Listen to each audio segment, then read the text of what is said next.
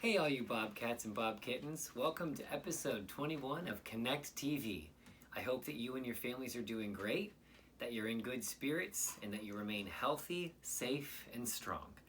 Today I want to be talking to you about a Swedish concept called plogging. Do you know what that is? I didn't think so, so make sure you stick around for the entire 4 minutes of this episode to find out. But before we get into all that, let's practice our breathing. Today we're going to do the one where we breathe in slowly and then we slowly exhale through our mouth. And I'd mentioned yesterday that if you don't like this practice of telling yourself I'm breathing in, I'm breathing out, you can focus on simple words that can kind of guide you. So I want to talk about here and now, right? Because here and now is all we really have access to in this life. Sure, we have the things that have happened to us in the past, and we have the things that are going to happen in the future, but all we truly have access to, all that's truly happening, is actually right here and right now. So let's practice those two words and our breathing. Ready? So am I. Here we go. Here, now. Here, now. Here, now. And so again, you're just telling yourself over and over again, as long as it takes, I'm right here, right now. And again, it brings your mind and your body to the same place. All right, so I told you we were going to talk about plogging. Plogging is a term that I learned from Miss Allison earlier this school year. And basically, a way you can think about it is you're picking up litter while you're jogging. So Plogging. And it came from Sweden, 2016. A couple of weeks ago, you learned about international concepts, and something that is also from Sweden is this idea of a fika, F-I-K-A, if I'm not mistaken. And that's when you take a break in the midst of a busy day or when you're doing a lot of work. You have a hot beverage like tea or coffee, and then you have usually like a pastry or some kind of snack to go with it. So we're learning a lot about things that come from Sweden, like my sister-in-law, plogging, and fika. So, something that I want you to consider is helping to clean up this planet. It's something that we can do while practicing social distancing and being safe.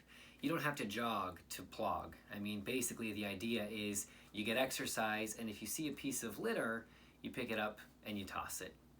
Mr. Acton, how might I do that and stay safe? Well, for example, maybe you go for a walk and you take like a recyclable piece of paper like this with you, and you see a piece of rubbish that's on the ground maybe, like this beautiful thing here, and you could pick it up like this, very gently and beautifully, right? And you don't even have to touch it, and you could toss it into a bag or into a waste bin, etc.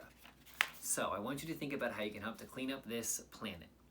We've talked about the importance of having a tidy room to get work done in, right? An organized space, an organized mind, an organized home, an organized community, an organized Ohio and world. The things that we do can make a big difference. And so if you see litter, if you happen to be out on a walk or on a jog, you could maybe pick it up and toss it. Earlier this week, we were talking about Mother's Day or Special Someone Day this Sunday. I know I showed you how you could wrap a gift without using wrapping paper and tape. I also want you to remember, though, that a gift doesn't have to be a thing at all. Maybe what the special person in your life wants more than anything is time with you. Maybe you could ask that person to join you on a walk, or maybe you could give that person a fika, a hot coffee or tea. Maybe you could ask that person how they're doing, or something special for them. You could weed something maybe in the garden. The idea is giving somebody a gift could actually be the gift of sharing your time with that person, okay? And one last thing that I just want to reiterate is when you're introducing somebody to someone else, you start with the older person first. So let's pretend like this is my grandma, my granny, and this is my dog Scout. My granny is just a little bit older than Scout, so I might say, if they're meeting for the first time, Grandma, I would really like to introduce you to a very special person. It's my dog Scout. And she would say, it's a pleasure to meet you, dear. And he would say, the pleasure's all mine. Anyway, that's all about plogging and breathing deeply and having an organized mind and an organized planet. I hope you're having a great day, that you'll take care and remain safe. I know I will. Bye.